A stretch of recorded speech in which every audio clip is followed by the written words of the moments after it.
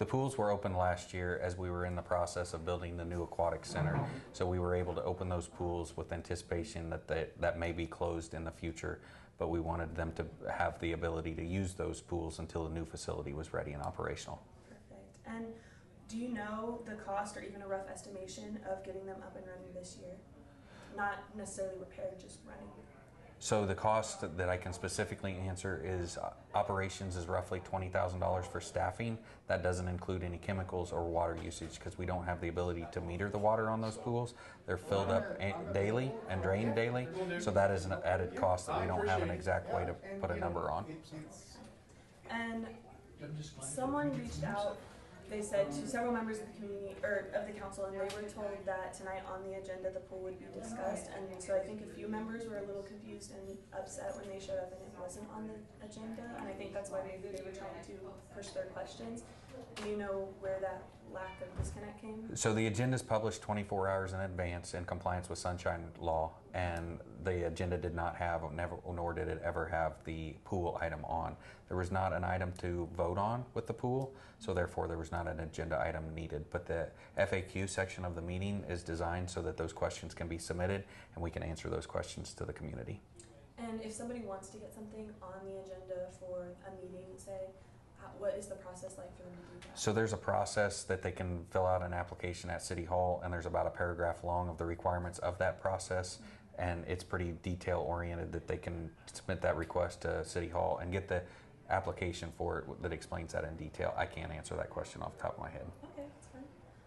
Alrighty, getting a little deeper. Many citizens have proposed the idea of a slight tax increase to repair the wading pools, pay for lifeguards, and overall just keep the pools as their main goal. What would be your response to that concept? So tax increases have to go to a vote of the people. The city has analyzed all additional revenue sources, and the parks and stormwater tax creates a revenue that's pretty generous to our community for us to prioritize parks in some of those areas. However, any new additional tax could not be added to that tax. And does the city council plan to improve its communication with the public to prevent feelings of ignorance or exclusion in the future decision-making processes of the city? So the city has made several attempts to try to communicate with the community via newsletters and utility bills, which go out to all residents, Facebook, social media postings, and things of that nature. And we've struggled and tried very hard, and every city that we talk to deals with the same issues. Without a local newspaper to produce that news on a weekly or monthly basis, it's very difficult to get the information out, but we've certainly looked at other sources to try to get information out to the public as quickly as possible.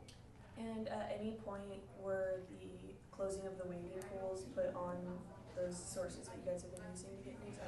So the wading pools were not budgeted for 2025. That decision was made in the latter part of 2024.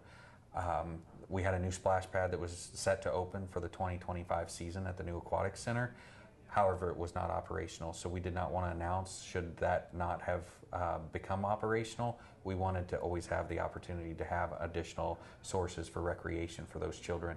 That was mid-April before the contractor was back to do that.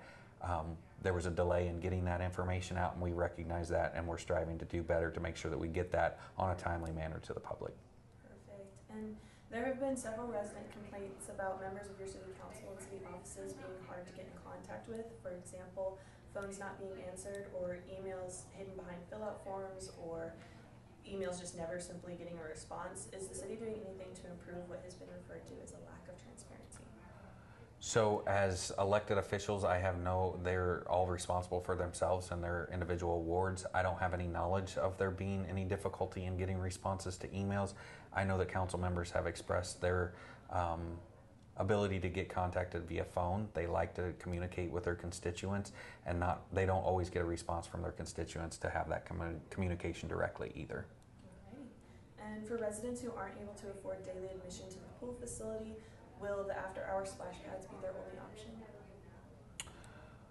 I know that there's community members that want to try to find sources to help these families. I know that there's been donations made to help some of these families get in. We've tried to make the cost affordable to those families who may be struggling, or large families that have a large group that's going to be coming all at one time. So it's certainly something that we've looked at and trying to do the best that we can to serve all citizens of the community. And for residents who have a complaint, simply like I just spoke to a grandmother and things, who in the past they would be able to take their children or grandchildren to the wading pools and not have to pay to stand there and watch their kids swim.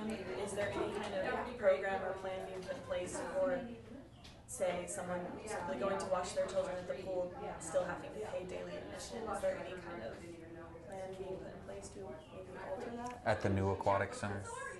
So the cost we have a occupancy capacity, and the idea behind, I know some pools charge for rental of chairs, so that people that are just observers, they have to pay for a chair, for a seat to take up space. So we're mindful of the occupancy capacity, that we want to make sure that we're available to all of those that want to utilize the facility, and that has been a difficult decision and a topic that's been a little bit, I know it doesn't suit everybody, and we understand that. There's also the treatment that goes into it. A lot of times your observers, they'll wade into the shallow end, the zero entry. You're still treating that water. There's still an expense. There's also still the expense of the lifeguards that are there, making sure, that everybody, while grandma may be there, we're still supporting staff that has to be there to support that as well. So. Some citizens have expressed that even with sidewalks leading up to the pool, they wouldn't consider some of those roads safe enough to walk alongside. Is the city kind of looking into any of that? So there was extensive research on the location of the new aquatic center long before it was ever built and the current facility ever started construction. There's really no good location that would not create some sort of hazard for kids to either cross a busy street or be on a busy street to get to any facility inside of the city limits. Perfect. And I mean, after tonight and just kind of everybody getting up and leaving out, is there any final words you would like to kind of say to the community? We appreciate all the input, everybody that wants to express their concerns. I hope they value that this council is fiscally responsible and they take financial stability very seriously, and that comes with tough decisions. And they're not easy. And these board members, council members, are all members of our community. They love our community and they want to do the best for our kids in our community, many of which are involved in children's youth sports, and some have provided avenues for new recreation for those children as well. So they're very mindful of the children. They dedicate a lot of time and effort into it, and we do appreciate the community's input. We encourage them to reach out more and to communicate with the council members their concerns and questions. Perfect. And all the unrest that has kind of come about this situation, has the city learned anything from maybe the public response on this? I think communication is key. I mean, we need to make sure that we get the information out there so that somebody's not surprised at something that comes out that was a decision made prior. Again, there's reasons that was delayed to some extent, but there was also reasons that there was no reason that we couldn't have, and it made that announcement once we got the splash pad. So we would like to make sure that we get that information out, on a timely manner so that they can have that information quickly.